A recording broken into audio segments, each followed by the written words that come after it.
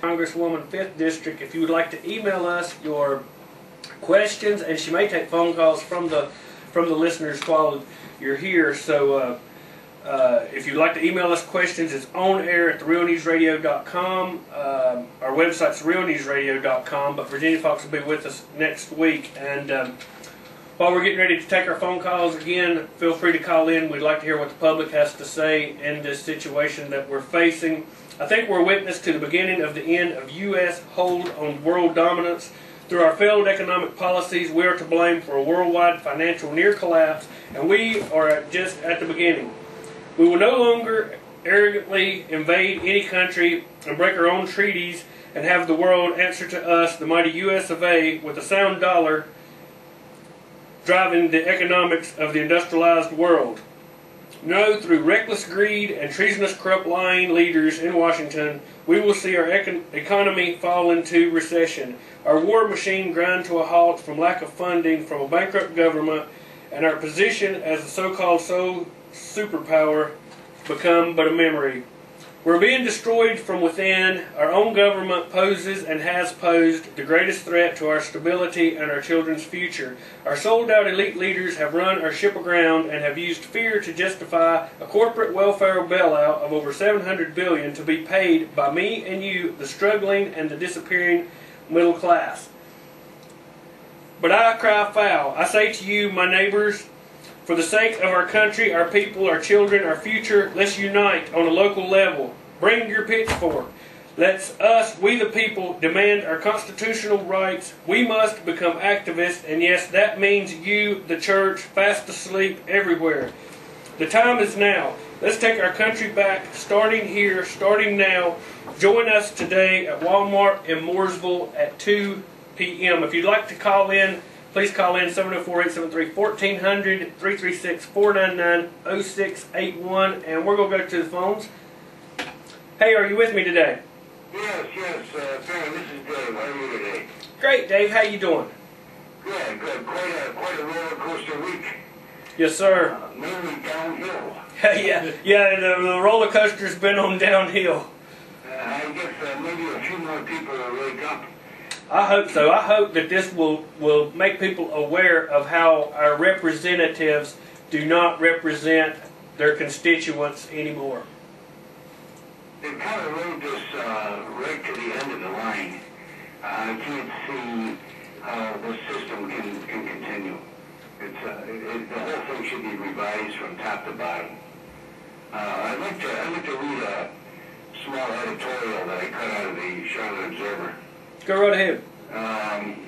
It's entitled, Religion Too Often Used to Avoid Thinking. And the guy goes on to say, as a mid-60s white male who has lived his entire life in small towns near Charlotte, I continue to be amazed at the ignorance I encounter each day. Faith is a wonderful thing in the proper context. Too many professed Christians use it as a crutch to absolve themselves of the need to think and learn each day. And it's signed Fred Howard Monroe.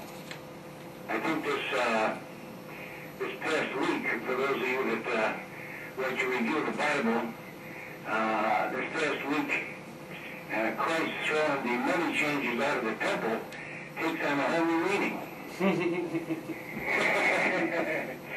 Christ was one of the original activists on our planet. I mean, he wouldn't tolerate this.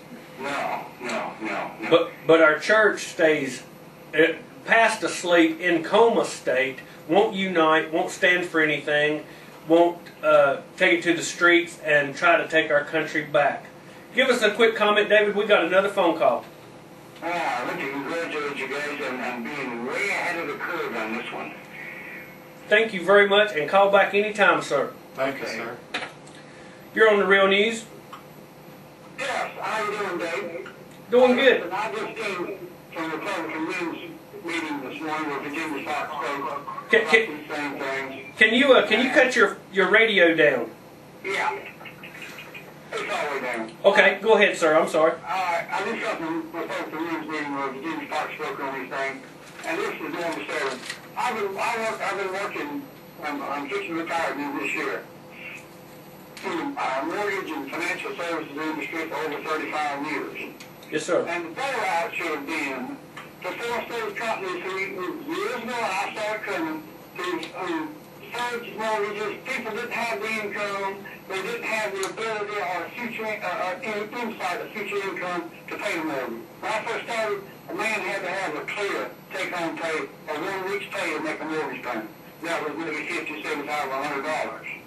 Now they do it on percentages and say this is the way it's been done. These are these Harvard people that come in. They don't work in the field a day. And I am so sorry that our great-great-great-grandchildren are going to have to pay for this. It's a travesty. Not even good sense. Not even good sense.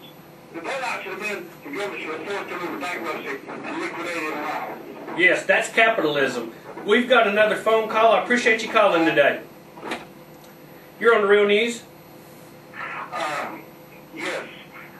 First of all, I'd like to say I want you to remember the name Wild Bill. Okay, Wild Bill. I'm calling you because I'm probably one of the most poverty-stricken citizens in Idle County, and as you can tell from my accent, I am from Idle County. I have a 170 IQ, I'm well-read, and I'm just completely hung up by what's happening in Washington. It's the dumbest thing. Has anybody up there got an IQ over 50?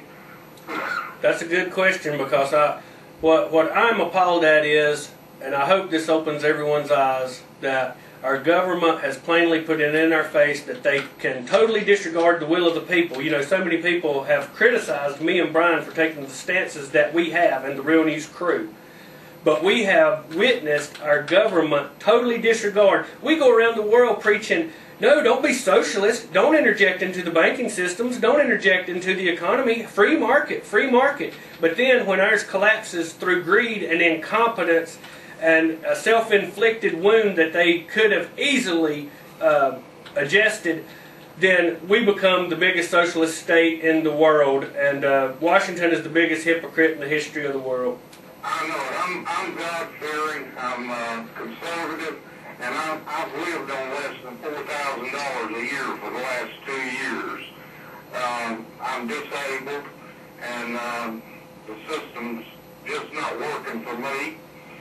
And I'm seriously considering, and I've talked to a lot of friends about this, that I'm considering running for, taking a run at presidency and starting in 2010 for 2012. I won't make up my mind till then, but I've already got some meetings arranged with some very high-ranking individuals.